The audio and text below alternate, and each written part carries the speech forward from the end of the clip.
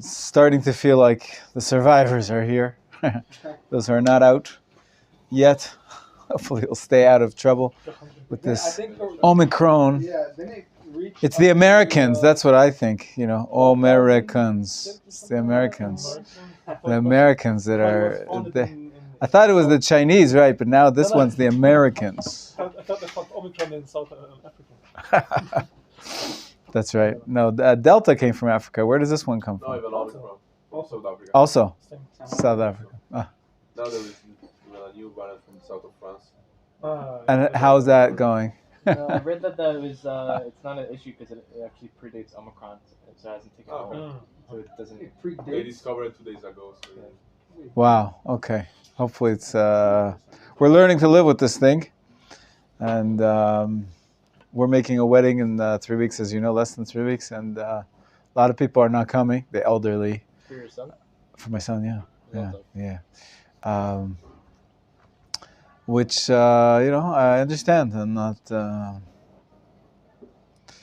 It's part of the way it works, and it's better to be safe than sorry. For the people that are elderly, it makes sense to be even more careful. But we'll do what we can, and we're learning to live with it, as I said. B'ezrat Hashem, now we're looking ahead to better days. So far ahead, we're looking ahead. Maybe it's tomorrow, today, who knows? Today Mashiach could come. We're going to learn about Mashiach a little bit. We're going to learn about resurrection of the dead. What does it look like? The Rambam, at the end of his book, I want you to turn your pages over to page 4, just for a second. Just want to show you. The last paragraph on page 4 says, this completes Hilchot Melachim, which means the laws of kings, and the entire text. Blessed be he who spoke and the world came into being as a whole, with all its particulars. Rambam was excited. He finished his book. This concludes the 14th book, the book of Judges. You see where I'm reading? Here, Natan, it's new. Oh, you do have it. Oh, yeah, I gave it to him. You did, okay. It contains 5 halachot and 81 chapters. Hilchot Sanhedrin, 26 chapters. Hilchot Eidah, 22 chapters. Hilchot Mamrim, 7 chapters. Hilchot Evel, 14 chapters. Hilchot Melachim, 12 chapters. In the entire text, there are 83 halachot and 982 chapters. I thought there was 1,000. Somehow my count is off. Complete and perfect with praise to God, creator of the world. I believe it might be there might be a difference. Can you bring me that blue book? Again, the Rambam. 982 chapters. Maybe that's what you're thinking of? I was thinking of 1,000 chapters. This version says... Close enough. Close enough. Not for Rambam. But you were guesstimating, no? No. Okay.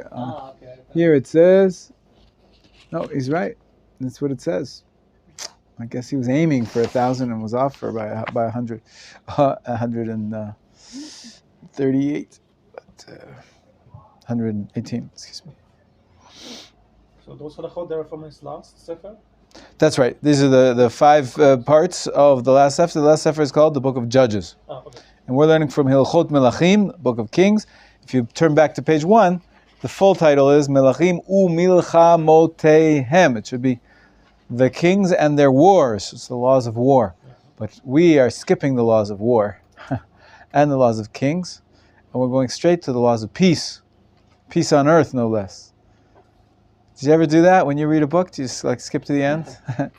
Skip to the end and sometimes just get the good stuff, right?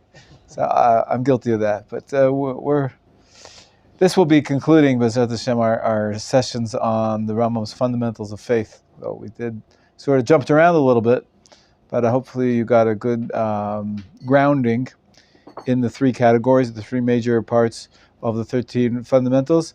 Now we're jumping towards the end. Again, the last part, the last 2 fundamentals are, who remembers what the last 2 of the 13, 12 and 13? 12 is that Mashiach will come in the end, and we wait. And the 13 is that resurrection after death. Excellent. Very good. Do you know the song, Ani Ma'amin? There's a few. There's a few. There's a few. We'll have to send it around on YouTube. But there's some places where I grew up, where I went to high school, every day, at the end of the davening, we would sing, Ani Ma'amin. You heard this before? Be'emunah Shelema. Here you go. Find it. What page are we on? To find the Ani Mamins? One for the Rav. Okay, thank you. I'm confident somebody else is coming in. That's all. Look on page 276.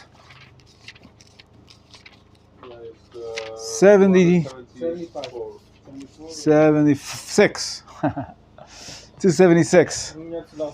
Actually, 277. I'm doing the Hebrew. It said Yud Bet. You see, that's the second last paragraph. Be'emunah Shelema Beviat HaMashiach Ani Mamin. That goes back to the beginning, right? You see, Ani Mamin Be'emunah Shelema Beviat HaMashiach Ani Mamin Ve'af al pi sheyitmameh עם כל זה אחכה לו בכל יום שיבוא בכל יום שיבוא ואף על פי שיתממע עם כל זה אחכה לו בכל יום שיבוא בכל יום שיבוא. Okay, let's get some details on that. What does it mean, I believe in the Mashiach is going to come? So the Rambam says as follows. In Melchot Melachim, chapter 11, section 1. Hanan, start us off. In the future, the Messianic king will arise and renew the Davidic dynasty and restoring to its initial sovereignty.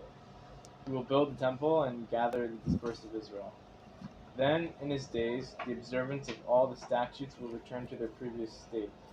We will offer sacrifices, observe the sabbatical and jubilee years according to all their particulars as described by the Torah. Anyone who does not believe in him or does not await his coming denies not only the statements of the other prophets, but those of the Torah and Moshe Rabbeinu. The Torah testified to his coming, as Deuteronomy 33-5 states. God will bring you back your captivity and have mercy upon you. He will again gather you from among the nations. Even your diaspora is at the ends of the heavens. God will gather you up from there and bring you to the land. It's interesting. That's the proof text he brings is from Dvarim chapter 30. It doesn't actually say explicitly there's going to be a Mashiach. There's going to be a king from the Davidic line. Obviously, in the Torah, it's not going to speak about David because he wasn't born yet, right? Although there could be prophecy. But the Rambam understands that there's got to be a leader who's going to bring, all the and gather the exiles. And so he says this refers to Mashiach. Curious, of course, nowadays. We see the beginning of the gathering the exiles. Where's the Mashiach? What do you want to say, David? So it's supposed to be two Mashiachs, right? Mashiach ben Yosef and Mashiach. There is such a tradition. It's a tradition. It's not the written Torah, right? It's not written in the Torah. No, it's written in the Talmud, though. But it's a Jewish tradition, yeah. So could it be that Mashiach ben Yosef already came, and some sort of secular Jew who brought the Zionistic movement? Who would you be thinking of? I don't know. I have a specific name in mind. Yeah, your brother's sitting there, Arya. Yeah, you can sit next to him if you want. I'm thinking about Theodor Herzl.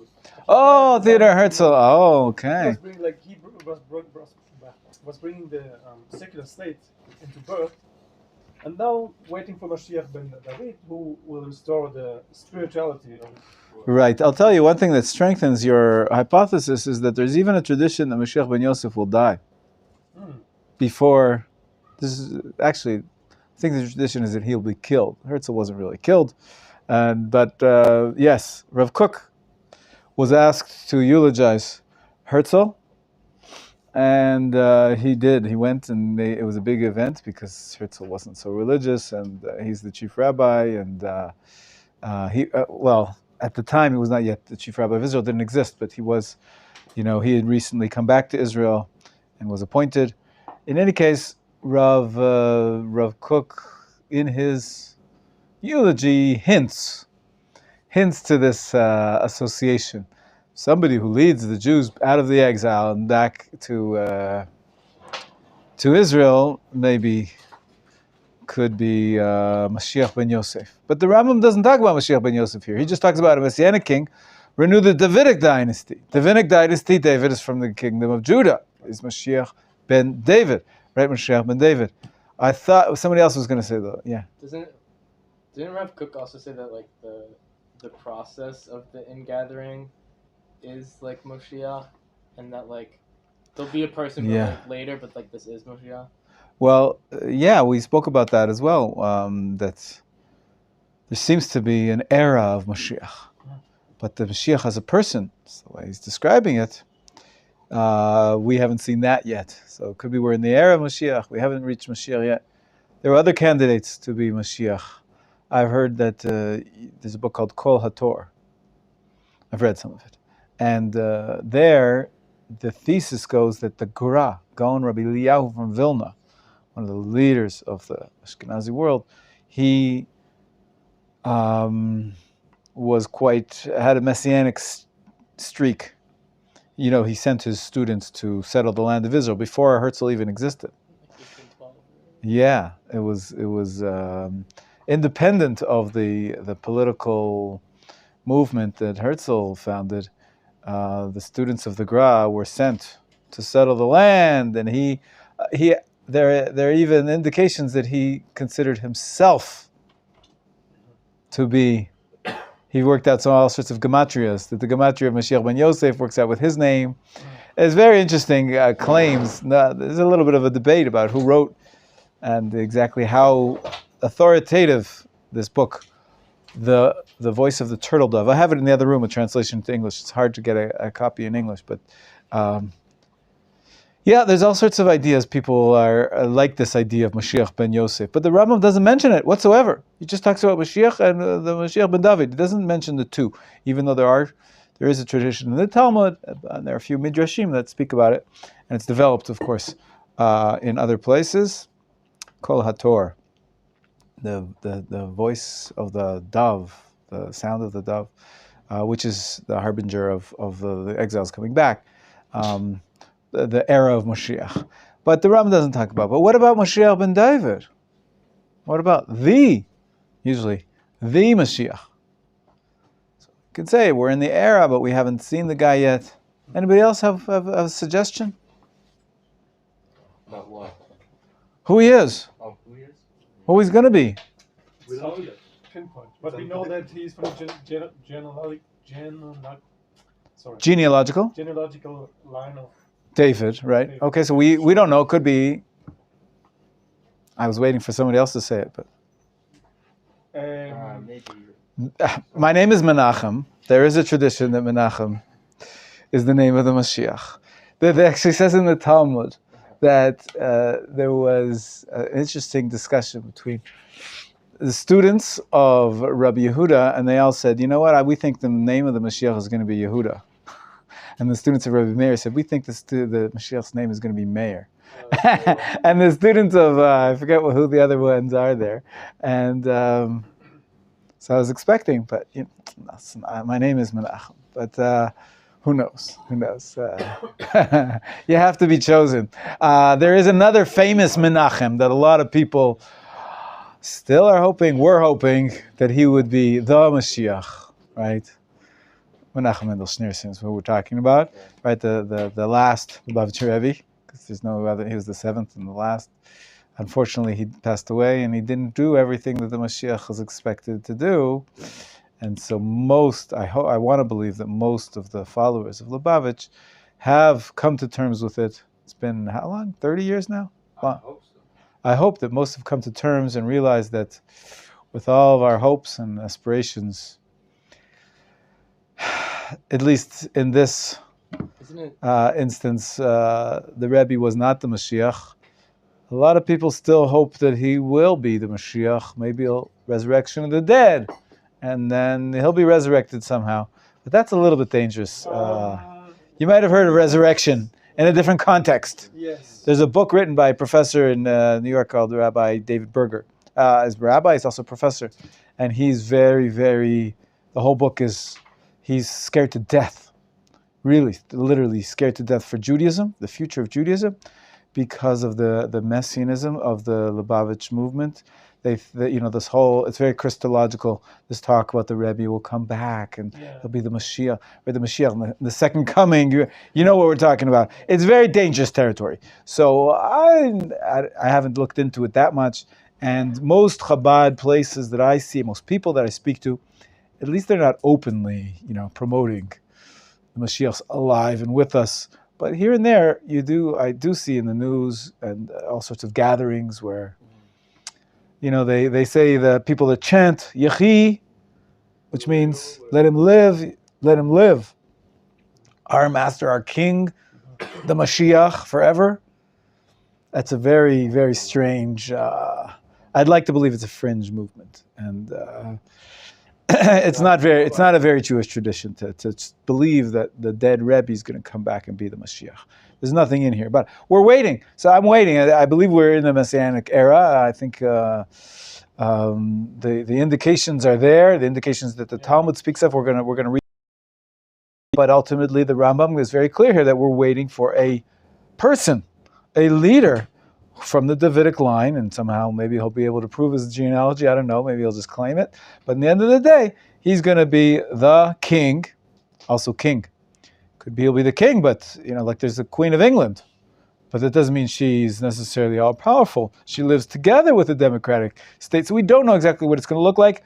But the basic principle is we're waiting for. The Rambam quotes Deuteronomy 30. What does it say in Deuteronomy 30? God will bring back your captivity, gather you up from the nations. It's a question. What does the first line say? What's the Mashiach going to do? He's going to build the temple and gather the dispersed of Israel. So we're still waiting for and we're seeing some of this is happening. Hasn't all happened yet, and we haven't had the Mashiach yet. But we're still waiting for the Mashiach. Maybe he'll come along and finish off the job. I'm hoping that he'll come this afternoon, because then it means I won't have to go to the dentist. I don't hate going to the dentist. But if Mashiach comes, everything will be good, right? I won't have to and there'll be no troubles.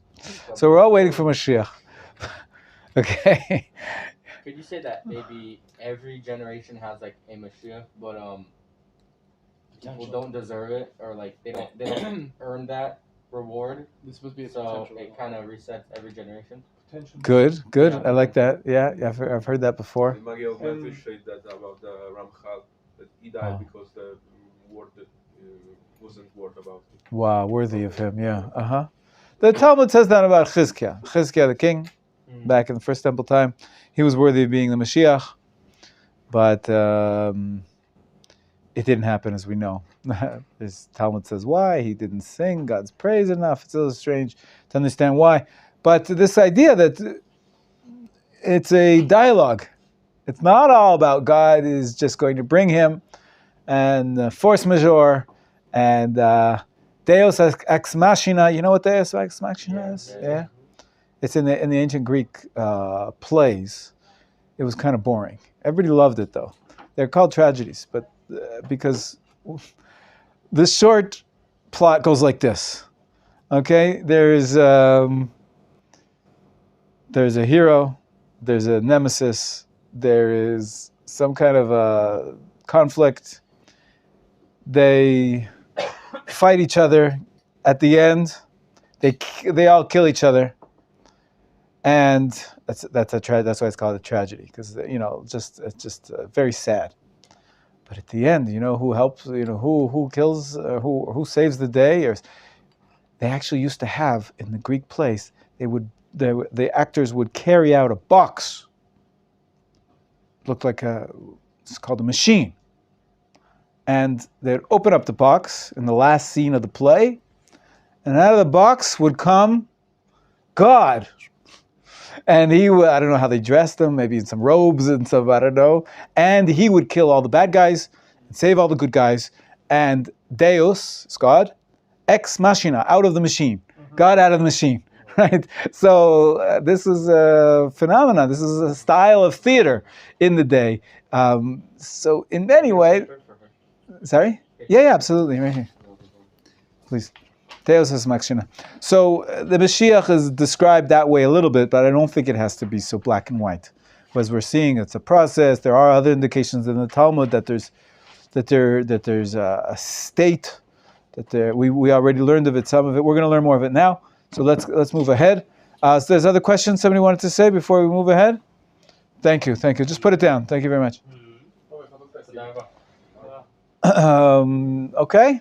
No more questions, so let's move ahead. Hanan, I stopped you in the middle. We read from Deuteronomy 30. Rambam says it's going to happen. Explicit words in the Torah. You must believe it. You must believe that in the end, God is going to make everything right. There's one more thing I wanted to mention, the second paragraph. An element of the Mashiach times is that the statutes, he means the mitzvot, will be once again applicable. Many of the mitzvot do not apply. You remember? I showed you the 613. We said over how many of them have to do with the temple? 200 or something, right? Over a third of the Torah. Over a third of the Torah. So we're not practicing all the statutes of the Torah. Famously sabbatical year. Right here we are in a sabbatical year. And the Rambam says, in the Jubilee years, when that happens, we're going to be in the Messianic era. Yeah. David, you wanted to say something? So that implies that first we have to rebuild, or the temple has to be rebuilt. That's at the end game. In the end game, we have to rebuild the temple. That's right. It's very clear. It's very clear that in Mashiach, according to this exposition, in Mashiach's time, that all the laws of the sacrifices, he says it, we will offer sacrifices. It doesn't say animal sacrifices, so there's some room to play with this, because there's also, meal offerings from plant, vegetable life. But it's the simple reading is all of the statutes means all the sacrifices, all the statutes, and the sabbatical and the Jubilee years will all return. And so this is the end game we're waiting for. And the Torah promised it to us. Keep going. There's another proof text from the Torah about Mashiach, the person. Now, it's a little bit of a hint. It's not quite explicit in the Torah, but you guys might not be so familiar with this type of exposition, derivations. Sometimes we take our sages in the Talmud, they take a pasuk and they interpret it, sometimes word by word, sometimes section by section, and they tell you what it refers to. Let's see it inside. Hanan, you ready to read? Reference to Mashiach is also made in the portion of Bilam, who prophesies about two anointed kings. The first anointed king, David, who saved Israel from her oppressors, and the final anointed king, who will arise from his descendants and save Israel in the end of days. That passage, Numbers 24, 17, 13, relates, I see it, but not now. This refers to David. I perceive it, but not in the near future. This refers to the Messianic king. A star shall go forth from Jacob. This refers to David. And a staff shall arise in Israel. This refers to the Messianic king. Crushing of all Moab's princes. This refers to David, as second book of Samuel relates. He smote Moab and measured them with a line. Decimating all of Seth's descendants. This refers to the Messianic king about whom Zechariah prophesies. He will rule from sea to sea. Edom will be demolished. This refers to David, as 2 Samuel states. Edom became the servants of David. Seir will be destroyed. This refers to the Messianic king, as Obadiah prophesies. Saviors will ascend Mount Zion to judge the mountain of Esav. Okay, so Esav and Seir is the name of all the kingdoms of the earth. From sea to sea, that's going to be what the Mashiach's reign is. I hope you understood what was going on. The Hanan read it very well, that there's a parallelism in the text, in the prophecy of Bilam about the future. And each verse has, the first part is about King David, that already happened. The second part is about the second king from David, the final king from David, Mashiach. And so he goes back and forth, back and forth, back and forth. First half of the sentence is about what David's going to do. Second half of the sentence is what King Mashiach is going to do. And the Rambam gives us, that's a traditional understanding of the prophecy of Bilam. And it's, as you can tell, it doesn't say David, and it doesn't say Mashiach anywhere in the verse. It says, I see a star coming, a staff, right? There's crushing, there's decimating. Seth's descendants. Who's Seth? What's Shed the is third son Who's- of Adam? Excellent. That's right. Which meaning all mankind, right? Seth is. It's like saying Adam or Enosh, or right? Enosh, right? We talked about that. Adam, Shet, Enosh. Oh, Yeah, right. right. This is the third son of Adam. Very good. So it's used as all of humanity, basically, and he will be ruling over everything. King David had a very big rule. We saw the maps yesterday, actually. King Mashiach's rule from sea to sea sounds like the entire world. Okay, the Rambam gives us a traditional interpretation that even though it's not explicitly in the text, neither in Dvarim nor in Numbers, that the tradition tells us there's going to be a Mashiach king who's going to rule. All right? Hasn't said anything much about King David being the holy tzaddik, but that's coming. Let's keep reading. Hirsch, are you ready to read verse number 2? Similarly, with regard to the cities of refuge in Dvarim, chapter 19, Psukim 8 to 9, it states, when God will expand your borders, you must add 3 more cities. This command was never fulfilled. Surely, God did not give his command in vain. Now there is no need to cite proofs from the works of the Nevi'im, the prophets, for all their books are filled with mention of this matter. Okay, so the Rambam gives 3 proof texts. None of them actually explicitly speak about Mashiach, but they all imply.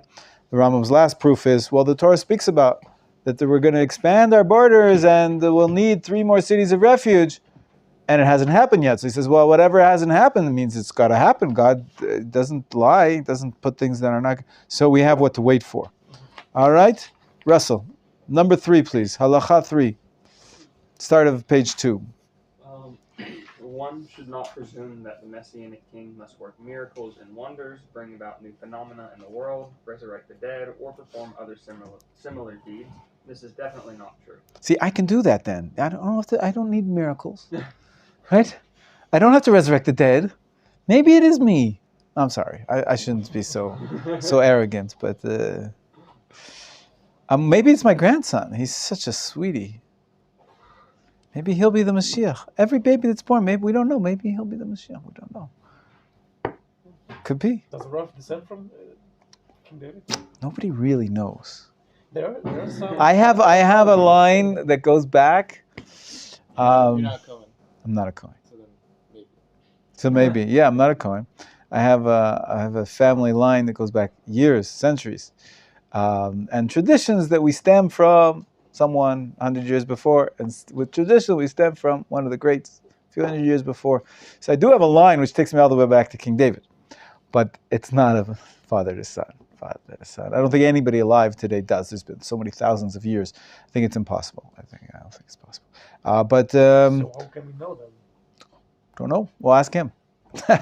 Ask him. Maybe he'll be able to prove it. Maybe they'll find a gene, the Davidic line gene. Maybe they found the Kohen gene. They found an Israel gene. You know, there's mitochondrial DNA where you can actually prove, if you're for Ashkenazi Jewry, mitochondrial DNA is passed on only through the mother. Yeah, it's his mother's. So only through the mother. There's Jewish. So it's being used in the Beitin. It's being used as proof of amen. Judaism. Yeah. Well, Yeah. Wow. It's not the usual DNA test that you buy and you go and you hire some company and says, okay, you're a third Polish and you've got a mix of South American. You could do that. A lot of people do DNA tests. They want to prove that they're Jewish. You did it right, but it doesn't give you. That's it not was testing very the. vague. It's vague. Exactly. It doesn't. Depth genealogy. So this is a relatively new thing, but it is being used in cases where we need to, proof of Judaism for a baby or something that It's fascinating. This, if you're of the Ashkenazi Jews, and of course, it's not. It doesn't mean you're not Jewish if you don't have it, because you could be a ger. So it could be, but if you have it, then you're lucky to be able to have proof of being Jewish. Mitochondrial DNA of the specific gene. I woke up feeling a little nauseous because I got vaccinated last night. Because you got? Vaccinated last night. I see. Okay. Feel good. Feel good. Here, have a set of have a seat and have a set. Here we go. We're learning the laws of Mashiach from the Rambam Laws of Kings, and we're saying that it sounds like this Messianic king doesn't have to be a miracle worker. He doesn't have to resurrect the dead. And what's the proof? Russell, go ahead. We're in the top of page 2. So proof can be brought from the fact that Rabbi Akilah, one of the greater sages of the Mishnah, was one of the supporters of King Bar Koziba, and would describe him as the Messianic king. He and all the sages of his generation considered him to be the Messianic king until he was killed because of sins. Once he was killed, they realized that he was not the Mashiach. The sages did not ask him for any signs or wonders. The main thrust of the matter is, this Torah, its statutes and its laws, are everlasting. We may not add to them or detract from them. Okay. This is Bar Kochva. Good. Bar Koziva is the name that... Why was he called Bar Kochva? Turn back to page 1. It's about the star and the vision. You see that in the middle? A star shall go forth from Jacob, from the prophecy of Bilam. So they thought he was going to be Mashiach. So they called him a starman. Right? Bar Kochva means starman. Right? You've heard of Superman? Bar is So- Aramaic for son, right? Right, for son or son of. It means man, like Superman. So they was called Starman. And the sages who didn't agree, who thought, this guy's not going to be Mashiach. He may be a great warrior, and we're very proud, and he did the great things, but I have no hopes for him. They called him son of. Koziva means disappointment. Yeah. Disappointment. They call him Disappointment Man. Starman or Disappointment Man. That's it. In any case, it was a big disappointment. But the Rambam's proof is Rabbi Akiva didn't stop himself from calling him Starman, meaning he called him Mashiach. He wanted him. He was hoping that he would be Mashiach. And the point is, they didn't ask him to do any wonders or signs. There was nothing supernatural about it. He was just a great political leader, political war and military warrior. The Rambam proves from here that's Mashiach's characters that we're looking for. We'll see later that there's a lot more. There's a lot more, but the first job that Rambam gives the Mashiach is to lead the Jewish people to fight their wars, but no miracles. Now, he's not a miracle worker. We're not talking about somebody that's going to walk on water, for example. just throwing one out of the hat, right? We're not looking for somebody who does miracles. That doesn't qualify you as Mashiach. I've done many miracles in my day, but just, Moshe. You sort of answered my question, but I'll ask it anyway. I remember there was this guy named the Amazing Randy, and he was a magician. And what he did with most of his life was try to prove that magic wasn't real. And he, it was always various amounts of money, but it ended up being, towards the end of his life, $1 million he would offer towards anyone that could prove that they could perform a supernatural wonder. Mm-hmm. Of course, he was always able to disprove and show them how they did what they did, and then and then of course perform the trick again. I could quite imagine the Mashiach when he does come, taking up someone like that on that kind of offer. First off, Or not. In other words, the Rambam saying, get that out of your head. Mashiach, for him to be the Mashiach, he doesn't have to be able to perform any magic. Not at all. He's a leader. He's a very strong powerful political leader. Now we're going to see the other side of it, that he's also a religious leader. But this is nothing to do with miracles, okay? And is he a warrior? Is he like? Well, Bar Kokhba was. Bar Kokhba was a military leader, a general, yeah. King David also. King David, he had two sides to him. We're going to see the king Mashiach will also. King Mashiach. All right, good. Ariel, take it away. Number 4, please. 4. Okay. If a king will arise from the house of David who diligently contemplates the Torah and observes its mitzvot as prescribed by the written law and the oral law as David, his ancestor will compel all of Israel to walk in the way of the Torah and rectify the breaches in its observance and fight the wars of God. We may with assurance consider him Mashiach. So what are the qualifications? What does he have to do? So you have to diligently contemplate the Torah. That means like study Torah. I'm studying, right? Observes its mitzvot. I'm doing my best. As prescribed in written law and oral law, like David, his ancestor, will compel all of Israel to walk in the way of Torah. Well, I haven't done that. But maybe, I think that's where they got this idea that the Rebbe, the Lubavitcher Rebbe, he did more than anybody in our generation to bring the Jewish people closer to the ways of Torah. Amazing, phenomenal. And rectify the breaches in its observance. So that means, you've got to fix everything wrong with Jewish society. Well, I think we still got a ways to go on that. We got some breaches in observance. You know what? I don't know. I've heard that not everybody keeps Shabbat. Maybe you've seen that. I've heard that there's some people that are still speaking Lashon Hara. So I didn't rectify the breaches in its observance yet. Not everybody puts on tefillin every day. Those are breaches in observance. So to fix all the holes, to fix everything up, to make everything perfect in the way we keep the Torah. All right, hopefully somebody's going to come soon that will do all that. And fight the wars of God. Well, that's a little bit vague. What does it mean, fight the wars of God? The wars of God could mean wars, like in the previous section, military wars. But I think here in the context, it means fighting, many people would say today, against the people that are heretics, or people that are, taking the Torah and misinterpreting it. Wars of God, religious wars. It sounds like he's spiritual war, maybe. Maybe both. Well, right. One halacha comes after the other. Right. So again, the same king has to do both. But if he does all that, so then we can, with assurance, consider him Mashiach. Wait, if he does all that, he's this very powerful spiritual leader, which encourages everybody to keep the mitzvot, and he's successful in that, then he might be Mashiach. He might. Why? Because if he succeeds in the above, continue reading Ariel. That's only the first passage, but there's more. Go ahead. If he succeeds in the above, builds a temple in its place, and gathers the dispersed of Israel, he is definitely the Mashiach. There's a second stage. The first one was just consider him Mashiach.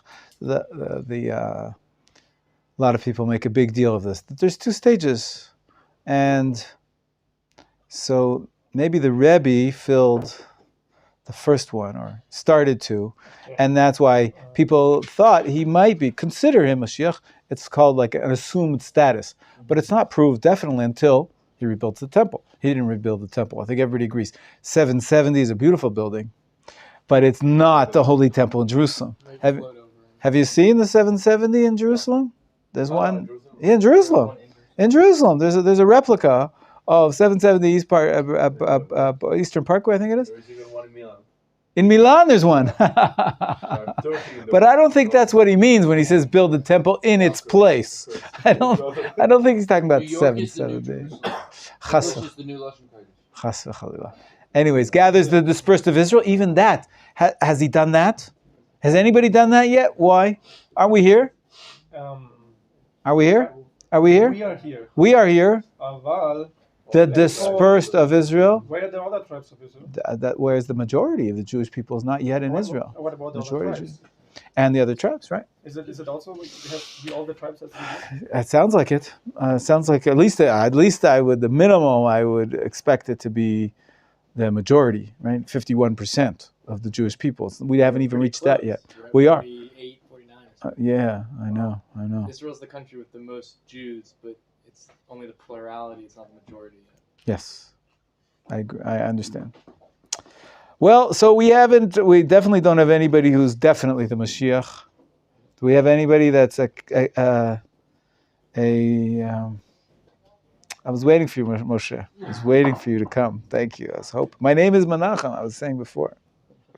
It's one of the traditional names given to Mashiach. But anyways, what else? What's he going to do then? Let's see what else the Mashiach is going to do. Go ahead, Ariel. Improve the entire world, motivating all the nations to serve God together. As Zephaniah 3:9 states, I will transform the peoples to a pure language that they all will call upon the name of God and serve Him with one purpose. Wow, so he's not only going to be a religious leader and rectify the breaches in the Torah observance of all of Israel, more than peace. What he's going to do? He's going to motivate all the nations religiously. They're all going to worship one God. They all call upon the name of God, our God, right? So that's a very expansive. Which is harder, I'm not sure. Getting all the Jews to keep the mitzvot or getting all the nations to worship for one God? I think at that point it would be so like... Okay, maybe that's what it means, that they should all keep the Sheva mitzvot, the Noachide laws. I don't know. But they will call upon the name of God and serve Him with one purpose. Wow, that's pretty cool. Can you imagine one religious leader for all the Sikhs, Buddhists, Christians, Muslims, Zoroastrians? Well, you got about half the Christians have one religious leader, but That's right. But the others want him dead. So it's hard to be one leader that's going to improve the entire world, but that's his job. Okay, maybe I don't want this job after all.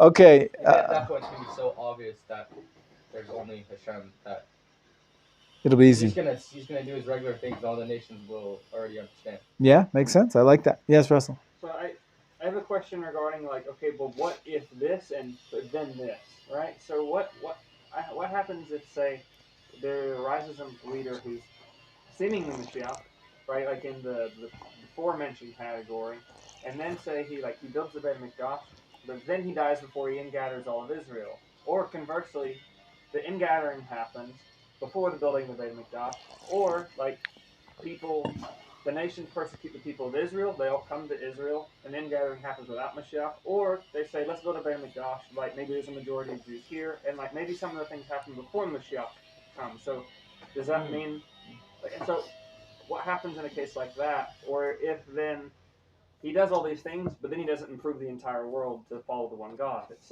does that mean he was Mashiach and there's work to be done, maybe a descendant of his, or That's a good question. Those are all good questions. And the answers, first of all, the Rambam here is giving you a very strict prescription about exactly what has to be done. It seems like maybe even the order is very prescribed, but we really, I'm looking for the passage where the Rambam says, we don't know precisely that this is the order it's going to happen, that this is how it's going to happen. Let's see 1 second. Is it in chapter 12, section 2, the 4th paragraph? Or I'm looking for another one. The third.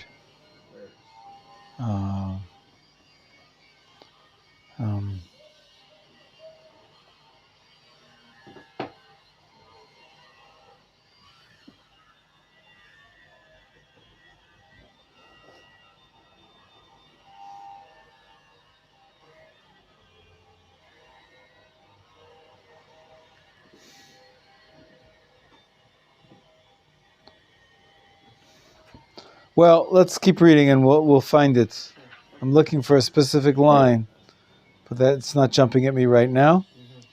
But the Those are good questions. We don't know exactly, and we're living that right now. That we have this strange, greatest phenomenon in 2,000 years of Jewish history happening in front of our eyes, and it's not fitting exactly with any. I mean, there's of course different prescriptions in the prophets, as the Rambam is going to go on to state that there's different descriptions, and it's hard to make peace between them. And now we have reality to try to make peace with those as well. It's very difficult, but let him finish with his what we do know that the end game is. The end game is Mashiach. He'll be definitely Mashiach when he does everything that he's supposed to do. Okay, so we did religious leadership of the world. If he did not succeed, Thomas, go ahead. If he did not succeed to this degree, or was killed, Israel is not the redeemer promoted by the Torah. Rather, he should be considered as all the other proper and complete kings of the Davidic dynasty who died. God caused him to arise only to test the many, as Daniel 11:55 states. And some of the wise men would stumble to try them, to refine and to qualify unto the appointed time, because the set time is in the future. And of course, this is the preamble to the next paragraph where he talks about Christianity and Jesus and their claim that he was Mashiach. So, go ahead, Thomas. Who aspired to be the Mashiach and was executed by the court was also alluded to in Daniel prophecies, as it read 11:14 states, "The vulgar among your people shall excel themselves in an attempt to fulfill the vision, but they shall stumble." Okay, the Rambam, of course, we have a great debate. Historically, we're not sure how Jesus died. Here, the Rambam says clearly that we put him to death, executed by the court. It sounds like it's the Jewish court. As I said the other day, there are some questions about that because we don't do crucifixion, and that's a pretty clear tradition that he was crucified. It's a Roman type of death, execution. So there's a lot of debate about this. But the Rambam's understanding was he aspired to be the Mashiach, and he was executed because that was considered to be heresy. And the Rambam goes on to say a little bit about Christianity, and this was actually censored in some versions of the Rambam. Yeah. But let's we were not going to have a long discussion of Christianity, but let's go get through. Also the Talmud, sure. Yeah. Can there be a greater stumbling block than Christianity? All the prophets spoke of Mashiach as the Redeemer of Israel and their Savior, who will gather the dispersed and strengthen their observance of the mitzvah. In contrast, Christianity caused the Jews to be slain by the sword, the remnants to be scattered and humbled, the Torah to be altered, and the majority of the world to err and serve a God other than the Lord. So, you ask the Jew, why don't you think Jesus was the Mashiach, Messiah? And the answer of the Jew is, why do you think he would be the Messiah? Everything we've been describing up until now, he did none of that. So why would you think that he's the Messiah? Just because he says so? It's a question of what you do. It sounds like there's a very clear test for, who is the Mashiach, and that's what he accomplishes.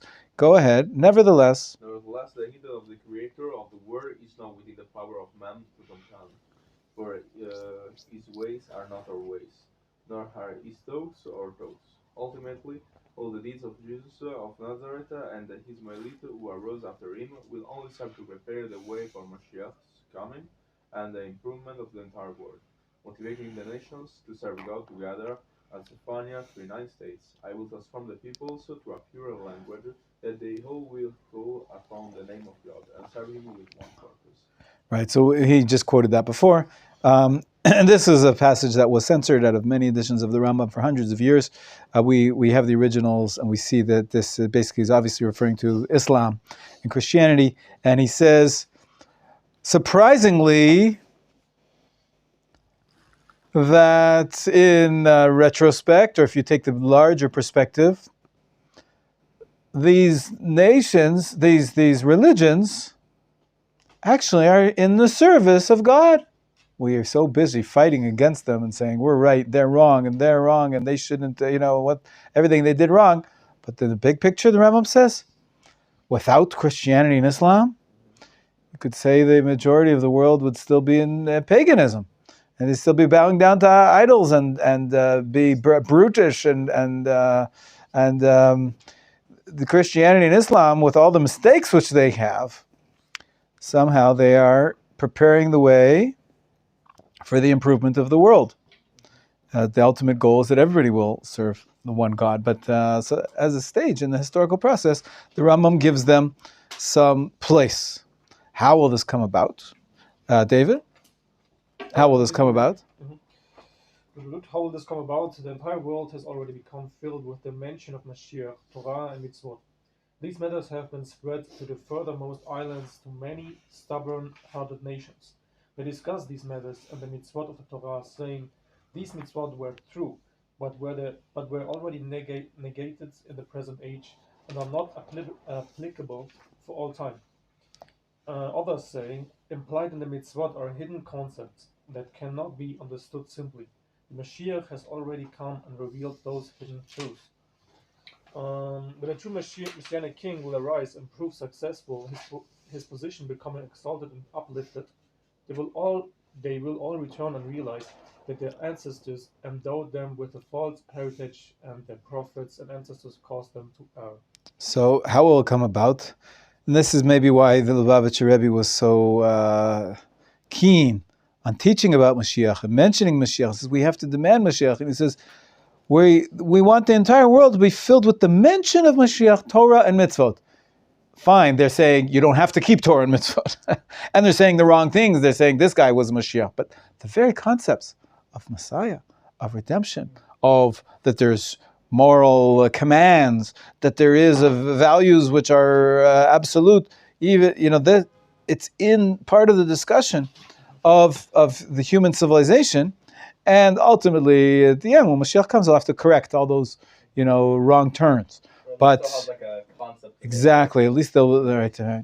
When I was teaching, I think I mentioned to you yesterday, I was teaching some descendants from the Kaifeng Jewish community, but they were lost for hundreds of years from any connection to Judaism, and basically brainwashed by communism and the way the education system has trained them to think, and it's much harder to try to get them to understand the concepts of God and mitzvot. It's just like a foreign language totally, and so we can see that there's something to talk about, even if they're saying the wrong things. They're still talking about, there's the Old Testament. They call it the Old Testament, right? Because they think there's a New Testament, but it's still part of the Bible. The Old Testament is there. Some people read the Old Testament and get really attracted to Judaism, and they recognize the difference between the two. But the Rambam puts it in a framework of the big picture, and he says, in the end of the day, all that will be a stepping stone towards the ultimate goal of all the entire world worshiping the one God. Okay, let's move on quickly. Chapter 12. Do not presume that in the Messianic age, any facet of the world's nature will change, or there will be innovations in the work of creation, meaning supernatural. Rather, the world will continue according to its pattern. I think I mentioned this in another class earlier. Although Isaiah states, the wolf will dwell with the lamb, the leopard will lie down with the young goat, these words are a metaphor and a parable. Interpretation of the prophecy is as follows. Israel will dwell securely together with the wicked Gentiles, who are likened to a wolf and a leopard. As in the prophecy of Jeremiah, a wolf from the wilderness shall spoil them, and a leopard will stalk their cities. They will all return to the true faith, no longer steal or destroy. Rather, they will eat permitted food at peace with Israel. As Isaiah 11 states, the lion shall eat straw like an ox. Similarly, other messianic prophecies of this nature are metaphors.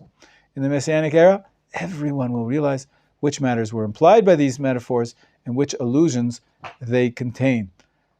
We mentioned that this is the Rambam's approach, staying away from supernatural stuff, miracles, staying away from, the nature of the lion will change and he'll be able to lie with the lamb. This is a metaphor for the international peace. Our sages taught, number 2, there will be no difference between the current age and the Messianic age, except the emancipation for our subjugation to the Gentile kingdoms. Where did we read that? Who remembers that?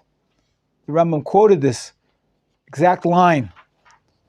It was in the Laws of Tshuva, chapter 9, the last paragraph. Remember that we talked about?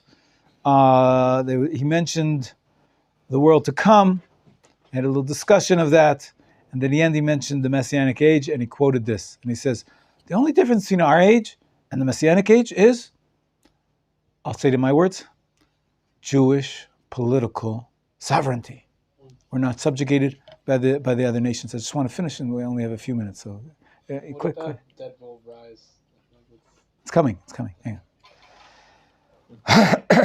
on. Our sages taught there will be no difference, right? Simple interpretation of a prophet's words appear to imply that the war of Gog and Magog will take place at the beginning of the Messianic age. For the war of Gog and Magog, a prophet will arise to inspire Israel to be upright and prepare their hearts. As Malachi states, behold, I'm sending you Elijah. Elijah is going to prepare everybody for Mashiach. In order to do that, we have to be inspired and upright, prepare our hearts, and then there's going to be a war. And ultimately, when Mashiach does come, it'll be after the war, and Mashiach is bringing in world peace, as the Rambam said in the previous halacha. He will not come to declare the pure impure, or to declare the impure pure. He's not just going to come and give you answers to your halachic questions of purity. He will not dispute the lineage of those to be of proper pedigree, nor will he validate the pedigree of those whose lineage is presumed blemished. Now, these are two job descriptions which other people gave to Mashiach, and that was to ferret out the fakers, the non-Jews. There's families which maybe became Jewish and they're really not, and he's not going to get involved in that. Rather, what's his job? He will establish peace within the world. As it continues, Malachi continues, he will turn the hearts of the fathers to the children. My son is named after this verse. His name is Yashiv, return. He will return. He will turn the hearts of the fathers to the children and the children to the fathers. There are some sages who say that Elijah's coming will precede the coming of the Mashiach. All these, I think this is the line I was looking for. All these and similar matters cannot be definitely known by man until they occur. In Hebrew, Kol advarim ha'elu lo neida, we will not know, ech sheyihiyu ad sheyihiyu. We don't know how they will be until they will be. So the rhyme doesn't translate so well. Cannot be definitely known by man until they occur. Where's the poetry there? The Rambam had ech sheyu ad sheyu. It's like same word, yiyu, yihiyu. So how they will be until they will be would be the better translation. But this is the line I was looking for. We just don't know until they occur. For these matters are undefined in the prophet's words. And even the wise men have no established tradition regarding these matters except their own interpretation of the verses. Therefore, there's controversy among them regarding these matters. Regardless of the debate concerning these questions, neither the order of the occurrence of the events or their precise detail are among the fundamental principles of faith. These details, he says, the order, that's not the principle. A person should not occupy himself with the agadot and homiletics concerning these and similar matters, nor should he consider them as essentials. For study of them will neither bring fear or love of God. Focus on what you can know and what you should know, and will bring you closer to the fear of God, not worrying about the future and exactly how it's going to come to pass. Similarly, one should not try to determine the appointed time for Mashiach's coming. By the way, I think it's next week, Wednesday, 12:30, 6 p.m. But mark my words. One should not try to determine. Our sages declared, may the spirits of those who attempt to determine the time Mashiach's coming expire. Scratch what I just said. I don't want that to... Sorry. We're not supposed to. Rather, one should await and believe in the general conception of the matter as explained.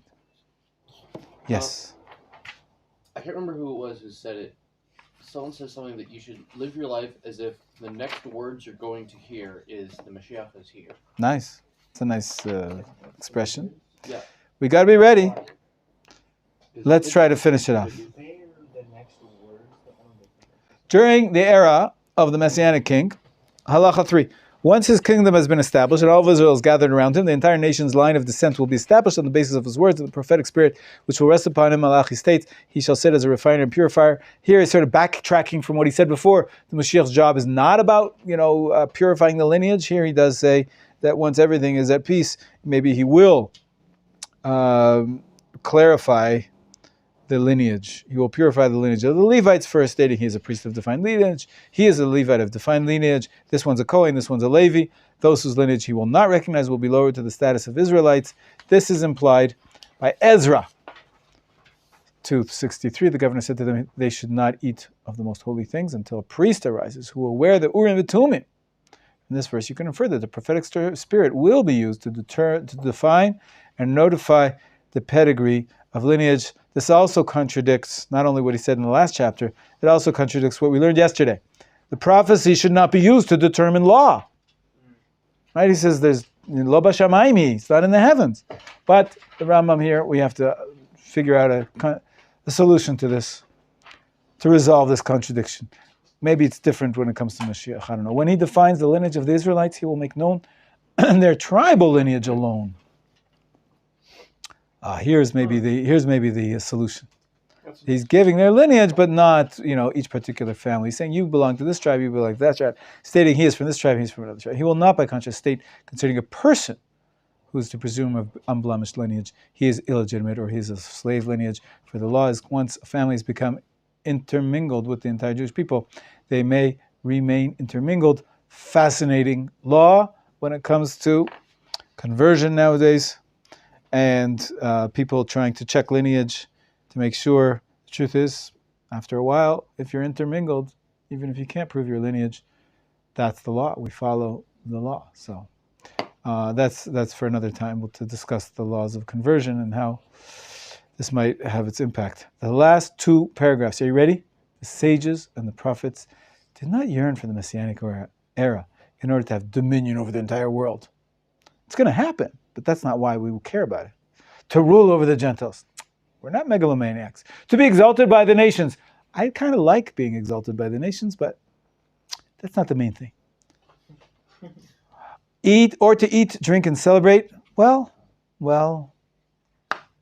hopefully we'll have some kind of celebration. But again, he says, you know what the big deal of Mashiach, why we're waiting for it so much? It's not for the big party. Rather, they desire to be free, to involve themselves in Torah and wisdom without any pressures or disturbances, so that they would merit the world to come, as explained in Hilchot Tshuva. Remember we studied that?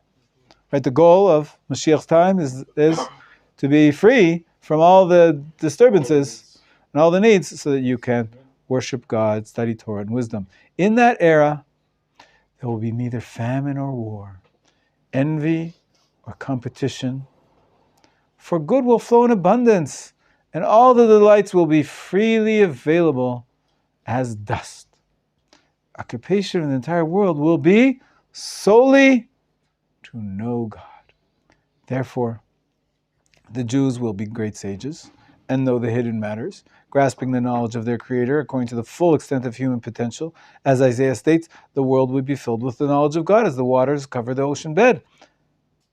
This completes Hilchot Menachem in the entire text. Blessed be He who spoke and the world came into being as a whole with all its particulars. So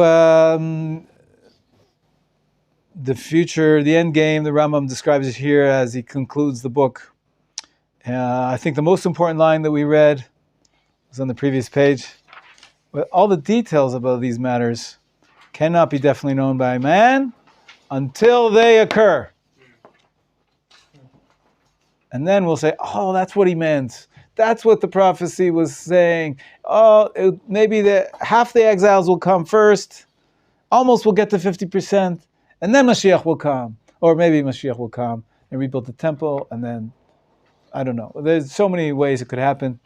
Maybe it has something to do with time travel. Who knows? We don't know. We don't know what's going to happen. But the basic principle is that we believe in Mashiach and we're waiting for him to come. Hey Rabbi Ameinu, Amen. Okay, this is our last class for this week. So we'll say Shabbat Shalom. Shabbat shalom. Shabbat Shalom.